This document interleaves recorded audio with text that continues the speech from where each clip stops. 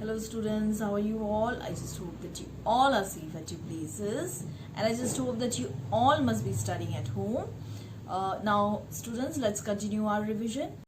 Now students, let's revise chapter number 3, elements, compounds and mixtures. Okay, now here in this revision we are going to revise all the questions related to the chapter under the heading worksheet 3. Okay, now here are the questions. I'm not writing answers over the blackboard since these answers are there in your book. I'm writing page number only. Now here's question number 1. Define the following. So you have to write definitions of these three. What are they? The first is elements. What are elements? Elements, they are pure substances and they are made up of one kind of atoms only.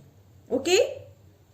And they cannot be broken down into two or more simpler substances like hydrogen, oxygen, etc. Then comes compounds. Compounds, they are also pure substances and they are made up of two or more elements. Okay, and they can be broken down into elements by chemical means. Now, for example, H2O. H2O is a compound, okay? And through electric current, it can be H2O can be broken down into hydrogen and oxygen, okay? So, it can be done by chemical means. Then comes mixtures. Mixtures, they are impure substances, okay, and they are made up of two or more substances. They are not made up of atoms. They are made up of two or more substances, okay. Then, and they can be mixed in any proportion and substances retain their properties, okay. For example, a mixture of iron and sulfur. They can be, a mixture of iron sulfur can be separated by physical method. Then comes differentiation. Question number 2 is differentiate them, any three differences. Okay, first of all, answers of these three definitions, they are given in page number 20 of your book. Okay, then comes differentiation. You have to write any three differences between elements, compounds and mixtures. Okay, and their differences, they are also given in page number 30 of your book. Then B is homogeneous and heterogeneous mixtures.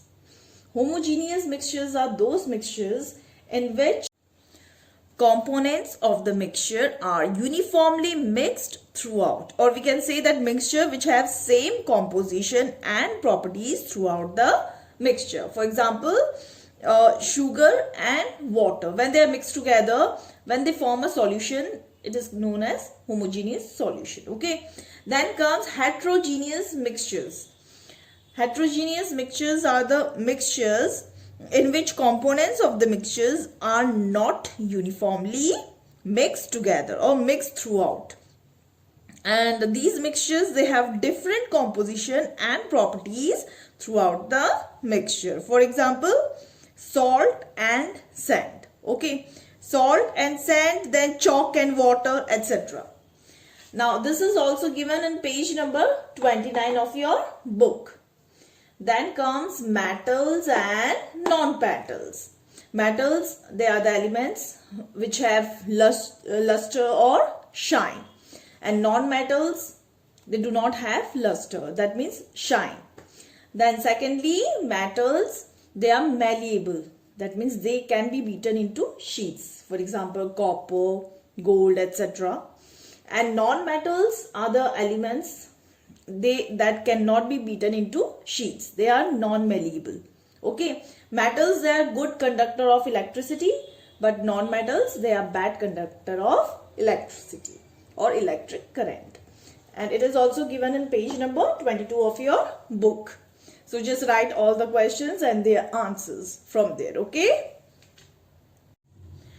Now students, question number 3 is write principle then technique of separation of the following mixtures. So you have to write the principle of the technique, and then you have to write the technique of separation. Okay, how separation of mixture is done of the following mixtures. The first one is sublimable and non-sublimable solids. It is given in your book, page number 32. Okay, and then B is soluble solid liquid mixture, and it is also given in book, page number 33. Okay, so you have to write, you have to copy down these questions and their answers from the book, and you have to draw diagrams also related to the technique, both. Okay, now students, mixtures, they are either solid solid, solid liquid, or liquid liquid. Okay, and we can separate them by different methods. Okay, and there are different techniques that are used to separate these mixtures. So here in solid mixtures, or we can say sublimable and non-sublimable solids, they can be separated by a method known as sublimation. Okay, sublimation is a process by which the solid on heating directly changes into gaseous form without changing into liquid form. Okay, so here by sublimation, this method, we can separate sublimable solids are those solids that can directly change into gaseous form, and non-sublimable solids are the solids that cannot change directly into gaseous form. Okay, so here is the technique, this is the principle. So this is how you're going to write. First you will write the principle. Okay, so the principle is based on the difference in sublimable and non-sublimable nature of solids, and then you have to write the process. Which process is this? This is sublimation. Sublimation is the process of conversion of a solid directly into vapor and back to solid without passing through the liquid state. Okay, now here is the technique of separation. So you have to write all this. Okay, the mixture, this principle you're going to write till here. Okay, from here to here, and then technique of separation from here to here. The mixture of the sublimable and non-sublimable solids, they are heated in an evaporating dish with a funnel plugged at one end with cotton. So to understand what is this process, you have to look at this diagram. Okay, so here in an evaporating dish, this is a dish. Okay, and this is a burner, and this is a tripod stand. Okay, ammonium chloride and sodium chloride is here inside the evaporating dish. Okay, and then this dish is covered with a funnel which is plugged with the cotton at one end. Then when on heating, what happens? The sublimable substance, which is ammonium chloride, starts changing into vapors, and the vapor starts collecting here inside the funnel. Okay, and non-sublimable substance, which is sodium chloride, remains behind in the evaporating dish here. Okay, and then what happens? The sublimable, later on, the sublimable solid, which is ammonium chloride, which is present on the inner side of the funnel, is scraped off. Okay, so here is how mixture, separation of mixture is done from sublimable and non-sublimable solids or mixtures. Now then comes separation of soluble solid liquid mixture. So here's a technique, Here's the principle and technique of separation. Okay, so the principle is based on evaporation of the liquid component in a soluble solid liquid mixture, and this separation is done with a technique called evaporation. Okay, so evaporation is a method used for recovery of the soluble solid from a solution by heating the mixture slowly in a porcelain crucible on a flame. And for smoother steady heating, the porcelain crucible may be kept in a sand bath. Okay, now this is the principle. This you are going to write all till here, and then technique of separation from here till here.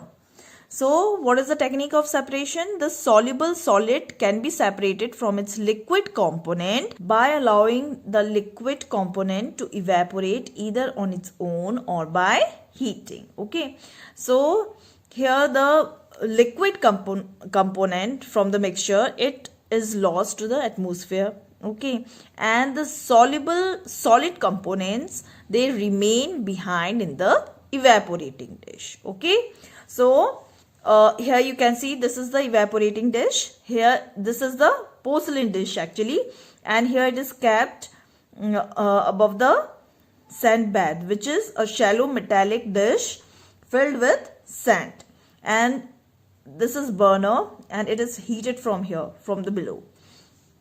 Now when the dish is heated, the water which is present inside the evaporating dish, here the mixture is common salt and water. Now when the dish starts boiling, the water which is the liquid component starts changing into the vapor form, and then it is lost to the atmosphere, and the soluble solid component remains behind in the evaporating dish. So what is there in the dish now? Common salt. So water vapor, it is lost to the atmosphere, and common salt remains behind in the dish. So this is how separation of mixture is done using the method evaporation. Okay, now you have to write all this, including the diagram also. You have to draw this diagram on the left side of your notebook.